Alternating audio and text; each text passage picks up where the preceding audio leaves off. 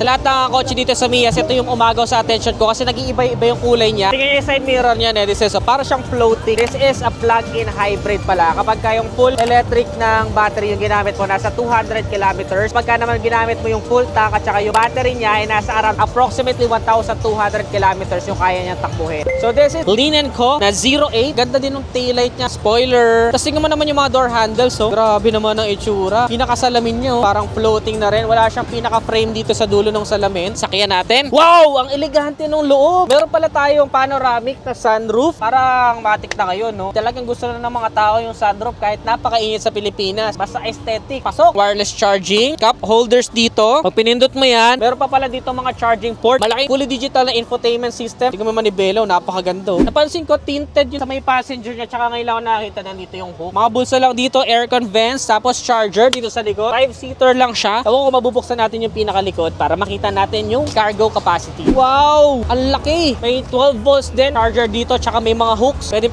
rin kung magka-camping ka, no? Tapos tingnan mo naman, no? Kung gaano kaganda yung mga curves niya, oh. Napaka-sharp, oh. May mga sensor din, tapos may rear camera. Hindi pa siya power tailgate, pero may hydraulic. Nag-i-stay siya into place. Shark fin na rin yung ating antena. So as of now, netizens, since pre-order pa lang siya, nasa around 2.7 million pesos yung approximate na magiging SRP nito. Para sa inyo, sulit ba? Bagong brand na naman na ilo-look forward, no? Comment nyo naman sa baba.